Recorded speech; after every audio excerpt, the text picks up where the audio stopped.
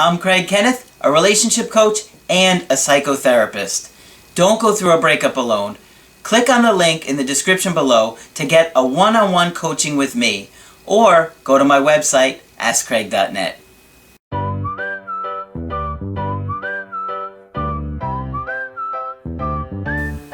Hi there, I'm Coach Kenneth, and in this video I'm going to be talking to you about it was intense from the start. So a lot of us get into these really intense relationships that are just so strong so quickly. And the thing about it is that those relationships are generally not healthy. And as volatile as they are and as quickly as they start, they can end just as quickly. Because if you think about it, it's really not about the other person. It's more about your unmet needs that you're projecting onto them. Because you really don't know that other person if you're just starting out and you've just met them. So it's like this, on some unconscious level, we can pick up that they are just like our caregivers, that they're going to have a lot of the same issues, a lot of the same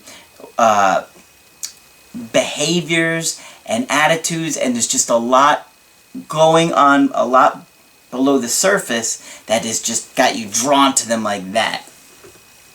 So you have to understand it's because of your unmet needs, the attachment trauma that you had with your caregivers, where, you know, whatever it was that you felt unseen or unheard, neglected, abandoned about, that's generally what causes that real powerful, strong attraction from the get-go. And you need to be careful of those kind of relationships, because they're just not going to be healthy in many cases. Not in all cases, but in a lot of cases. It's really about all of those unmet needs, and, you know, there's no boundaries there. It's just, right? The urge to merge.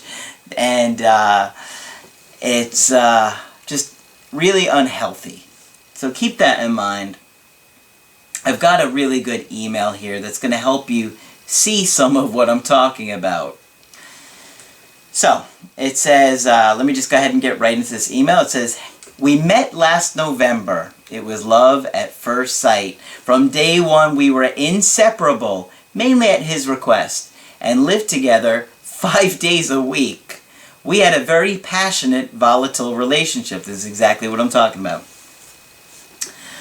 He went away on a 1-month-long vacation at the end of March this year. I became very anxious that he would be unfaithful while he was away, as he has a very high sex drive, but he promised me faithfully that he would not cheat. Now, what did you think he was going to say?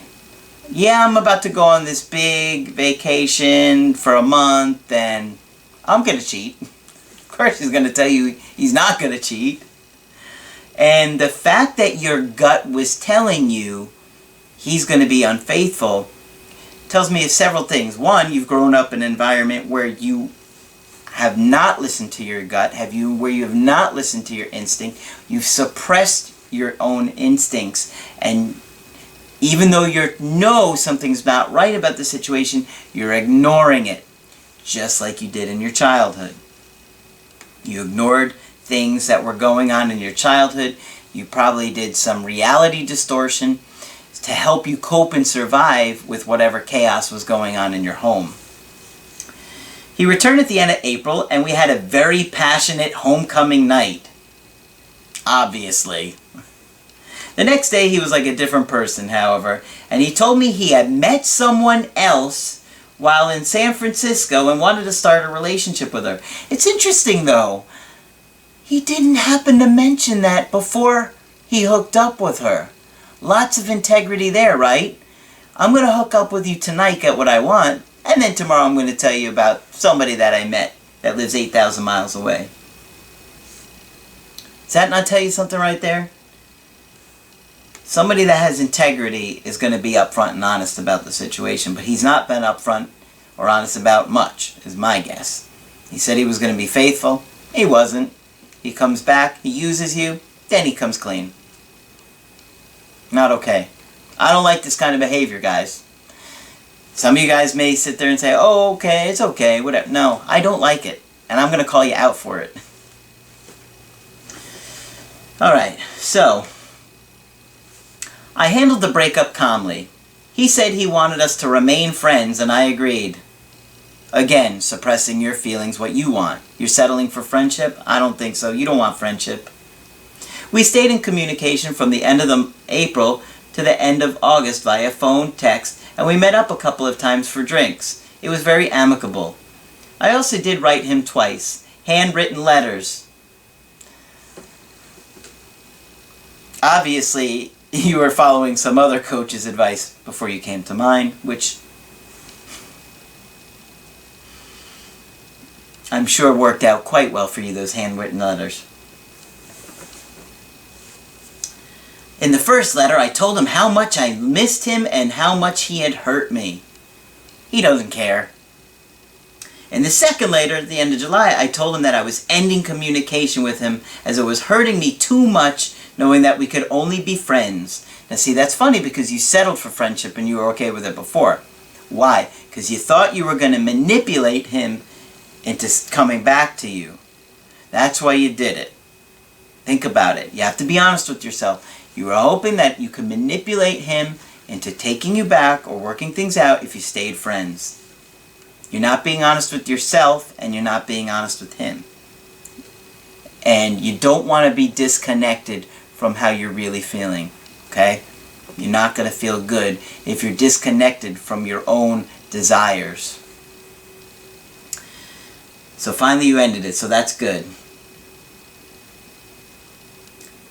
Alright. I told him I was ending communication with him. It was hurting me too much knowing that we could only be friends, and because he was having the best of both worlds by staying in touch with me and also the new love. Yep, it's easy for him. He knows he can still get you back. You're his backup now. I told him that I loved him and that if he ever changed his mind about the two of us getting back together, that to contact me. Yep, that's good. He wrote back wishing me happiness in my life. But then he asked for his TV back. Be happy. Be well. Can I have my TV? Alright. In the beginning of August, we met for drinks, then went back to my flat for him to collect his belongings. He hugged me long and told me that we would see one day each other again in the future. I was in high spirits throughout our meeting and didn't let my feelings show. He knew what you were feeling. It's so hard to mask that. You might be able to do your best, but on that unconscious level, he's going to know. Whenever we have communicated, he has been very emotional towards me. On one occasion, he told me that he loved me. I felt confident that he was going to come back to me. However, at the end of August, I ran into both of them at our local bar. It was very awkward. She coerced him into coming over to me. So how do you know that? You just saw it? I'm guessing you guessed. He was apologetic and appeared very emotional once again and asked if I was okay. She looked on with arms folded, a wry smile of look on her face with victory. I said nothing, yet you know what? She won. Good luck. You did not win. You think you won some prize? You won all right. Maybe the next STD. This is not the kind of guy you want to be with. You did not lose here. I said nothing, but the next day I told him that once again he was hurting me by rubbing his new woman in my face. I haven't heard from him since. He's doing you a favor now. I did text him at the beginning of September. Why? To let him know that I had passed my driving test. Oh. Come on. You really think that I'm going to believe this nonsense? I mean, you're lying to yourself. You didn't contact him about your driving test. You contacted him because you wanted to talk to him. You just did the indirect, direct approach. How bizarre would it have been for him to get a message saying you passed your driver's test? Come on. My question is that it's been almost 2 months since no contact between the two of us. I miss him dreadfully, love him so much. No, I don't think it's love, it's lust. And want to contact him. I feel that as communication has ended between us, the two of us, I will never hear from him again. This thought sends me into panic. Of course it does. You feel like you're going to die. You feel like it's over. You feel like you've lost your loved one. And so now you just have tremendous amounts of separation anxiety. Will he forget about me? I think he's avoidant. I don't think he's going to think about you very often until it doesn't work out with this new girl. Then he'll come and run back to you and want to torture you again. And believe me, he will. I don't know what to do for the best. I don't know what that means. I don't know what to do for the best. I don't know what to do for that either. Please proofread your emails, guys, please. I'm begging you. I'm on a streak of bad videos with me just one video after the next of sounding like I can't read English. I'm going to break that streak soon.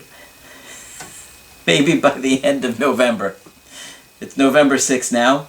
I could probably break it by the end of the month.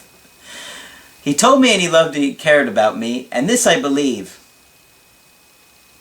I don't believe it.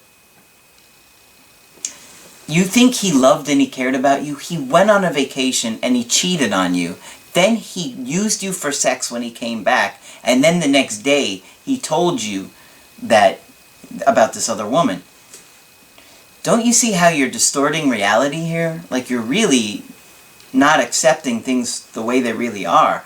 And I imagine it's quite painful to do so, but I'm not going to be a good coach by blowing smoke up your butt and telling you what you want to hear, right? That's why you guys come to me, is because you really want help. And lying to you is not going to help you. And lying to yourself is not going to help you either. How could he give up what we had, which was a close, loving relationship, for a relationship held over 8,500 miles in distance? I'll tell you why. Because that is about as much intimacy as he can handle. Close as he can get. A fantasy relationship with great sex on the other side of the country. That's what he can handle. Anything more than that, he's going to self-destruct. In 6 months, he's only seen her 4 times for 4 weeks. It just doesn't make any sense. Well, it makes sense to me. It makes perfect sense to me. He can't do it. He's obviously got serious attachment trauma and serious attachment issues, and he can't handle intimacy. And so he would rather have somebody on the other side of the country where he can have great sex every once in a while than have something real that was somebody that really cares about him. I have no doubt that you care about him, but it's really about, you don't really know him that well. Like you said, it started really hot and intense. So, for this situation, I would say he's doing you a favor. You don't want to be with this guy. He's not going to treat you right. He's not going to be a good partner. He's going to act out anytime he gets too close to you. He's going to self-destruct and push you away. This is not going to be a good, healthy relationship for you. And I think that your best bet is to really look at yourself and how you're overlooking the red flags in the relationship. And you got to take things slow in a relationship. The slower, the better. You really get to know somebody and what they can handle in a relationship. So, that's it for this video. I'm Coach Craig Kenneth. If you want to get my help personally, go to my website, askcraig.net, and sign up for the coaching option that works best for you. Make sure you subscribe to the channel because I do post videos Monday through Friday. And if you like this video, throw a like on there so I know to do more like it in the future. That's it for this video. I'm Coach Craig Kenneth, and I will talk with you soon.